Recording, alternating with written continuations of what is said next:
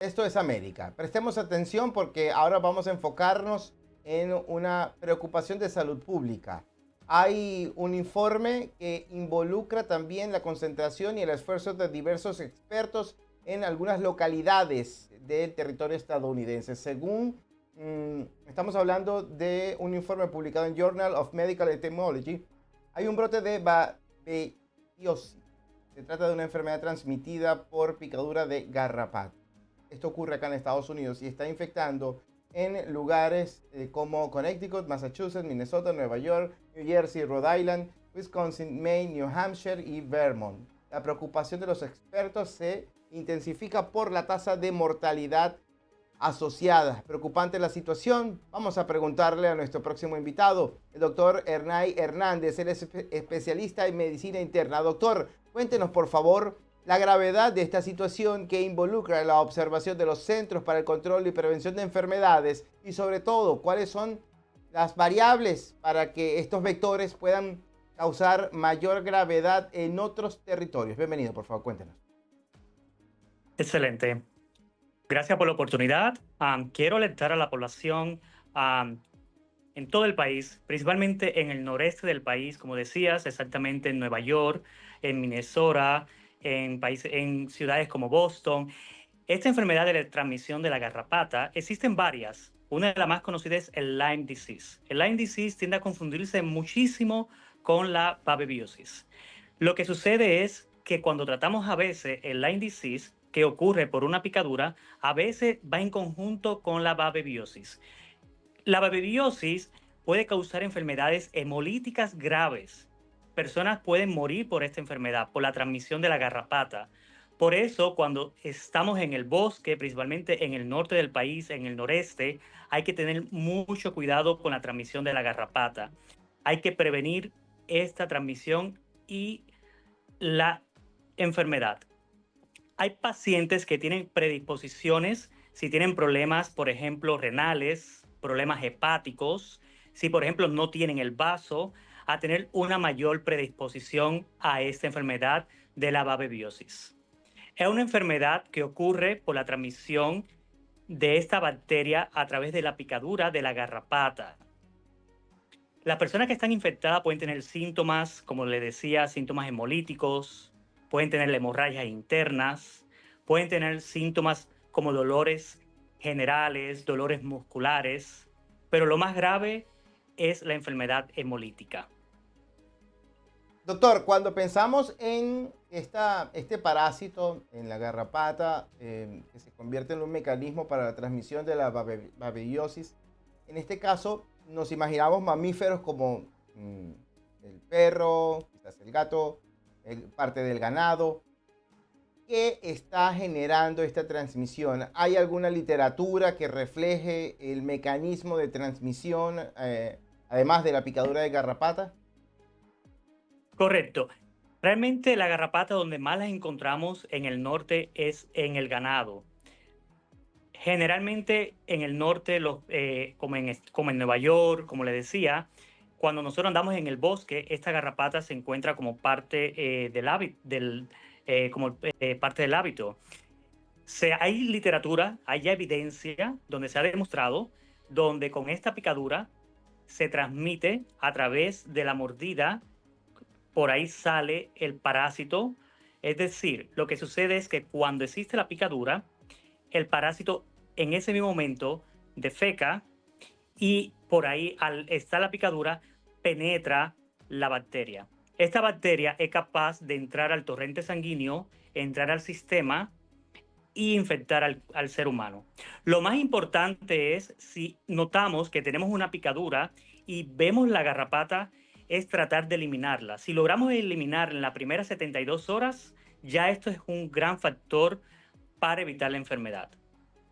Si ya luego que ha pasado 72 horas, 48 horas, la garrapata ha estado ahí y ha ocurrido la transmisión, en estos casos ya debemos poner medicamentos antibióticos como es la doxiciclina para evitar que haya una propagación de la enfermedad, principalmente del Lyme disease. En el caso de la babebiosis, es muy difícil muchas veces encontrarla y ver las manifestaciones.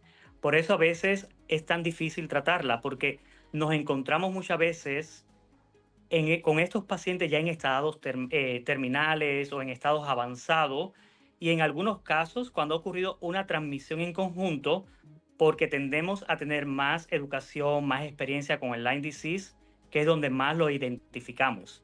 Pero en el caso de la babebiosis, como ocurre un poco diferente, a veces no encontramos este rash tan evidente como ocurre en el Lyme disease. A veces estos pacientes nos percatamos de la enfermedad cuando van al hospital con enfermedades hemolíticas, cuando lo encontramos a veces con anemia, y son ya muy difíciles de tratar porque llevan años y a veces meses de tratamiento con antibióticos. Es un poco diferente al Lyme disease. En algunos casos incluso se conoce como un estadio o recidiva del Lyme disease, porque en algunos casos lo tratamos como si fuese un Lyme disease, los pacientes mejoran, pero como no identificamos la babebiosis, el paciente sigue con la infección, sigue con la enfermedad y se sigue propagando. Por eso cuando encontramos y hacemos los diagnósticos, en muchos casos son ya estadios avanzados o estadios ya con mucha progresión de la enfermedad. Doctor, ¿en qué nivel la enfermedad desata un nivel de mortalidad grave? Es decir, que el riesgo de mortalidad se involucra algo alarmante. ¿Hay cura para ello, además del sometimiento a estos antibióticos? Entiendo que también se puede generar un bloqueo a los antibióticos y se suministran de manera prolongada. Correcto. Exactamente como has comentado. Hoy en día, como nosotros tendemos a tomar muchos antibióticos, puede crearse resistencia y puede ser que los antibióticos no hagan efecto. En estos casos, a veces cuando son casos tan graves, a diferencia del Lyme disease y a diferencia del estadio, como es una enfermedad que ha permanecido, ha afectado los glóbulos rojos y ha estado en el cuerpo, en el torrente sanguíneo por muchos años, toma mucho tiempo tratarla. Toma incluso no solamente un antibiótico, sino a veces toma una mezcla de varios antibióticos para poderla tratar.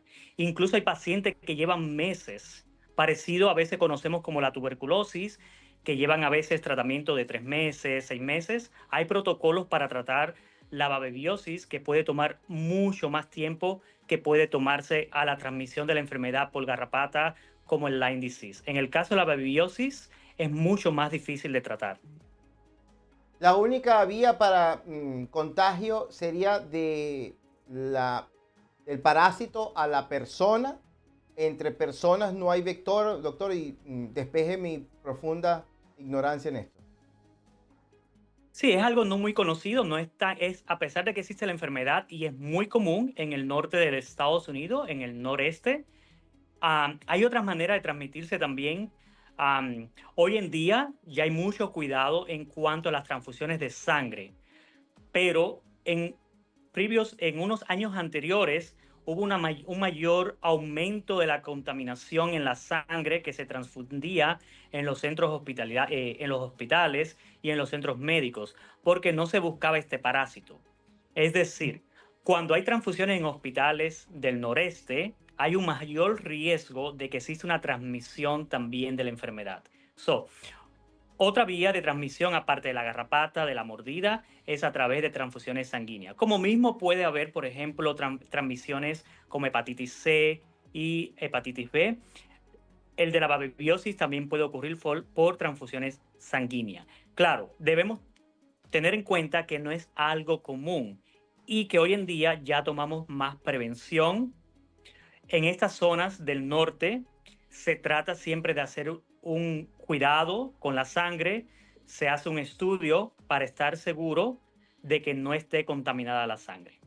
No existe transmisión directa entre los seres humanos, es más a través de la garrapata, o otra vía muy común, como le comento, es a través de las transfusiones sanguíneas.